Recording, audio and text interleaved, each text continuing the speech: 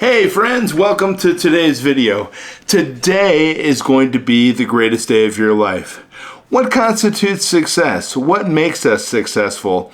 Is it the achievement, the accomplishment at the end? Now we have a big pile of money, or we own a bunch of businesses, or maybe we have both. But the question is, what constitutes success? Is it the actual accomplishment, or is it the journey?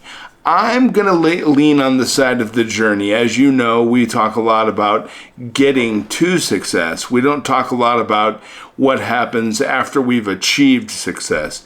You know, I don't watch videos of people who show me how cool their car is, and they talk about, hey, I'm the best, and here's my cool car, and this is my garage, and this is my house, me. I don't understand why people watch that crap. Listen, what I want to see is tell me how I can get there. I want to talk about you and how you accomplish things. You know, that other stuff just blows me away. I don't even understand that. If some guy standing in front of his Ferrari, he gets 30 million views on YouTube. A guy like me tells you, hey, this is how you get the Ferrari, and I get 1,800 views. I don't understand it.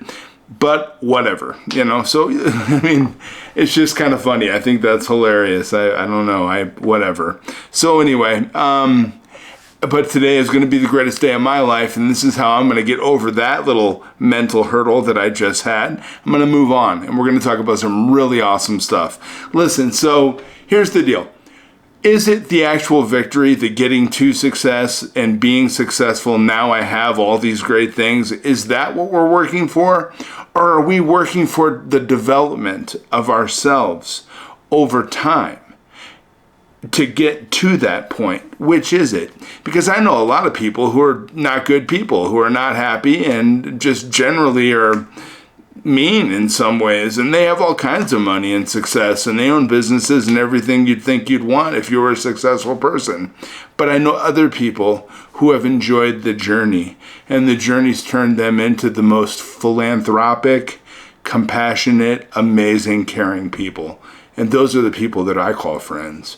I like those kinds of people. So let's talk about the journey a little bit. I want to tell you a story. It's not hard to desire victory in all your endeavors when the world seems so competitive and ruthless, right? Especially when you're growing up in a world where those values are recognized and applauded by the masses. I mean, think of Patrick Mahomes, Tom Brady, all these people. They win, and so as a result of winning games, we applaud them and we cherish them and we put them up on a pedestal because of their great feats. But, you know, I tend to look at the guys who win the awards for the compassionate things they do in the neighborhoods they left behind before they became wealthy and successful.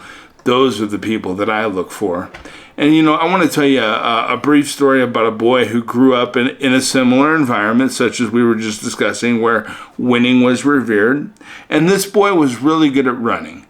So he called everybody from all around to come and join him in a race, and people came from all over to see this exciting event.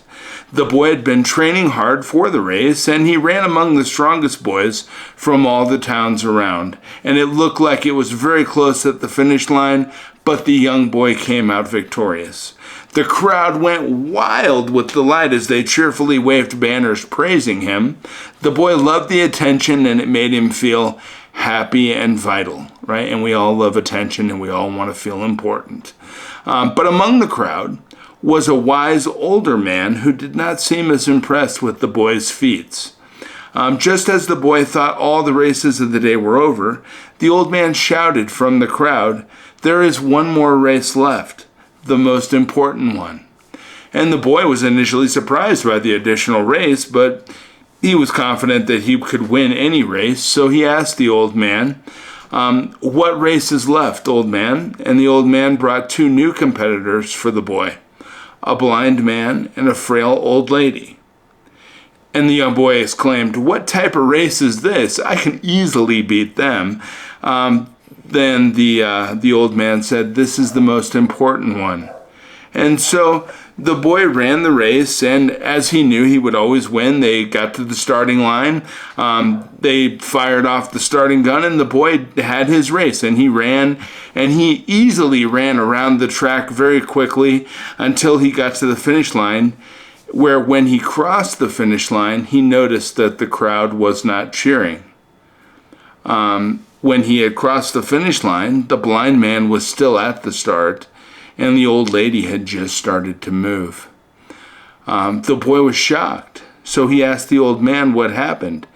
The old man said, "Let's start the race again, but all three of you finish together this time." So the boy helped the old man, the blind man and the old lady around the track until they got to the finish line. When they got to the finish line, all three crossed the finish line together. The crowd cheered and clapped, which was louder than any of the clapping or cheering that had occurred before when the boy had won the previous races. And so the boy asked the old man, "Who is the winner of this race, and who is the crowd cheering for?" The wise old man put his hands on the boy's shoulders and answered, "Boy, you have won much more in this race than in any other race you have ever run. And in this race, the crowd is not cheering for any winners." See, it's the journey. It's the helping others. It's not our win that's important. You will make more money helping other people than you will ever make trying to help yourself. See, that's where everybody makes the big mistake. Everybody's out there trying to hustle, and they have this hustle mentality. I don't know any hustlers that are billionaires, and I don't know any hustlers that have multiple millions of dollars. I know some hustlers that make tens of thousands of dollars. It's not in the hustle.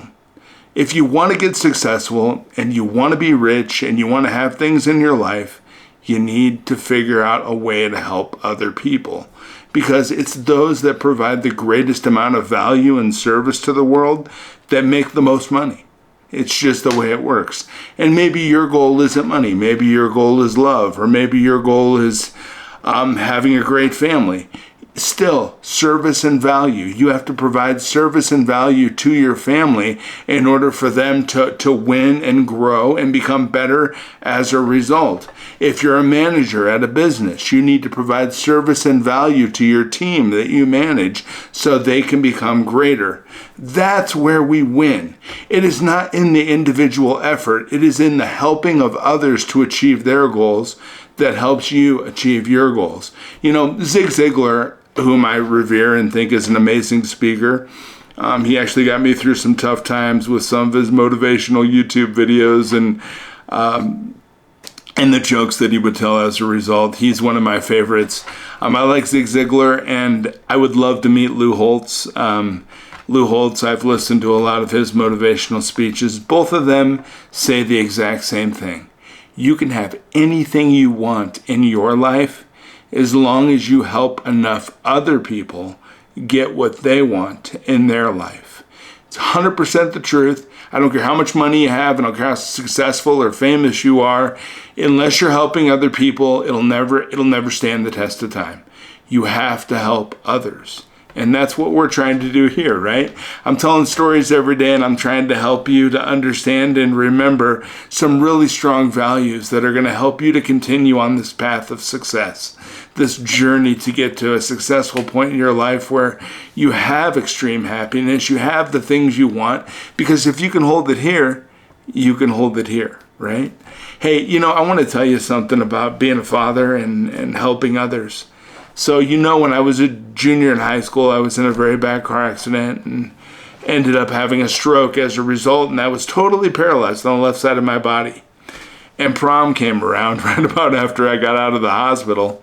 You think anybody invited me to prom? I was in a wheelchair. I had an electric wheelchair. I had the coolest ride. I probably had the best dance moves on the dance floor. Have you ever seen anybody move around in an electric wheelchair, man? I tell you what, I had that thing. I could have ramped it up and made it, do cool moves and stuff. Nobody invited me. I was left at home alone, and I didn't expect anybody to invite me to prom. Come on, who wants to take the handicapped guy in a wheelchair that's I was pretty bad. I needed to do some recovery. That's true. So the senior year of high school comes around. I'm out of the wheelchair, but I don't walk very well, obviously.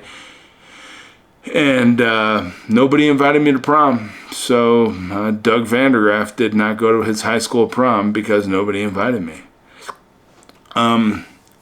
I want to talk to you about being a good father. I have two amazing daughters, okay? And I have a 14-year-old daughter that's a junior in high school. She'll be a senior next year. She's also a sophomore in college. Okay, so she's dual enrolled. High school isn't challenging enough for her, so she needs to work on her college degree while she's working on her high school diploma. And she's actually the first child in the state of Colorado to be granted this opportunity. So she's a girl, and she's awesome. Girl power. Love you, Sarah. So it's really kind of cool. So here's the deal. Sarah's prom is tomorrow, and guess who she invited? She invited her dad. How about that, huh? So tomorrow I'm not gonna cry. Tomorrow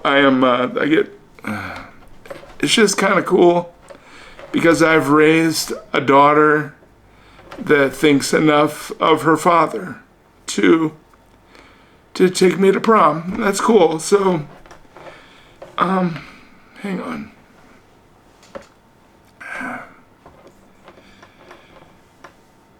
So, but I'm really happy and excited about this. Can't tell you, it obviously means a lot to me. Because I raise kids that care and are representing the values that I'm talking about here on these videos. They watch these videos and they always come in and talk to me and say, and like tell me what, stuff that I said in the video of the day. And I just love it. But when my daughter came in and said, "Dad, will you take me to prom?" I said, "Yeah, I'll take you to prom. And we're going to do it in the Vandergraph way. I'm going in a tie t-shirt. I got a black tie t-shirt. I'm going to, I wear a different tie t-shirt every day. Tomorrow I'm going to wear a tie t-shirt, a sport jacket, some jeans. And my daughter is not wearing a prom dress. She's going to wear a spectacular outfit that she picked out.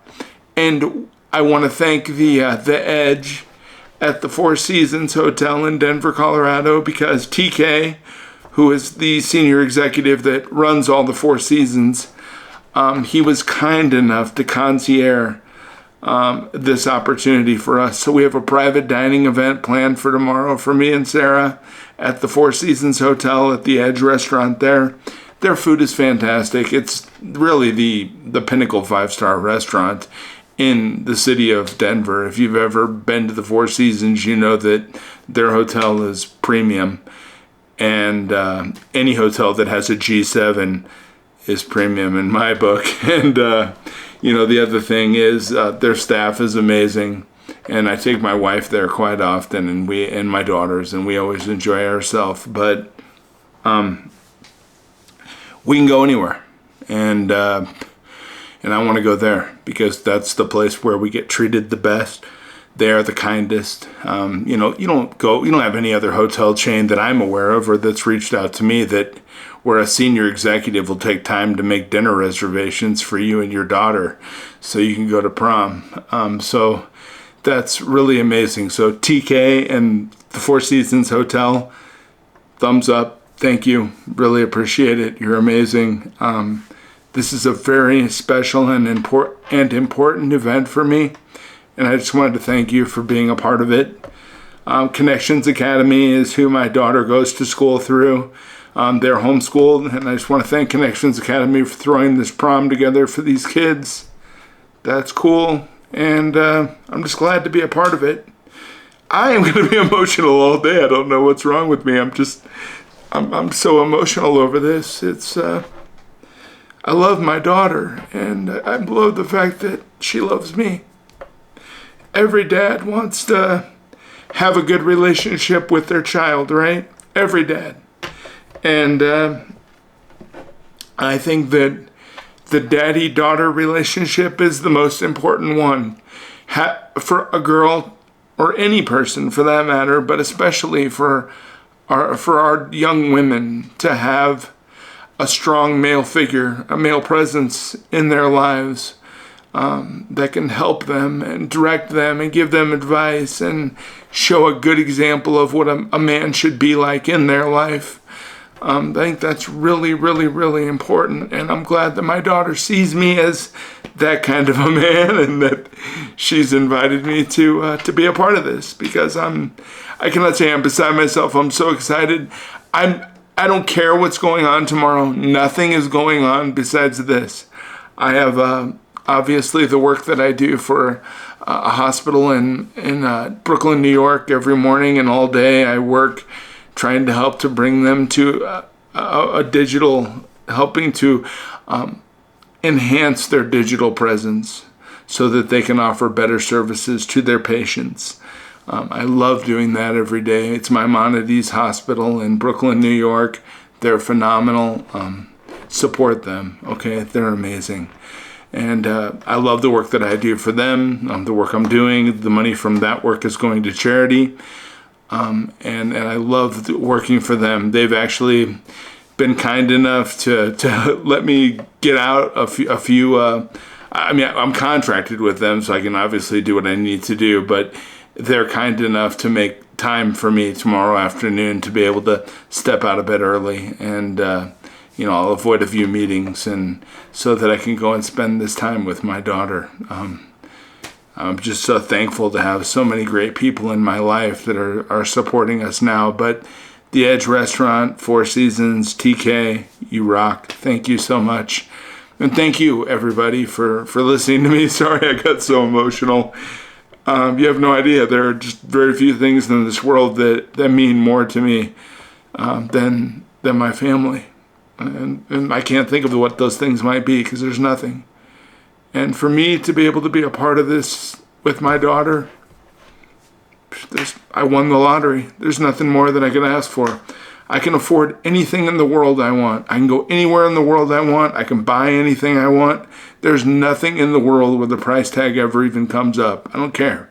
But for this, it's something that I can't buy. I cannot buy the love of my child, and for her to want to take me to this prom, it just means a lot to me. It's hard for me to explain, and maybe I'm not explaining it in the best way, but this is how I win. I have a fantastic family, and I'm raising good children, and this is my victory. What's your victory? What are you going to win today? And remember, it's not about the winning, it's about the journey. So I wish you the best journey today, my friends. Today is going to be the best day of your life. Take care. I'll see you tomorrow. Tomorrow I'll be getting ready for prom, but we'll have some new topics to talk about, and I promise I won't cry, okay? Have a great day, friends. Talk to you later.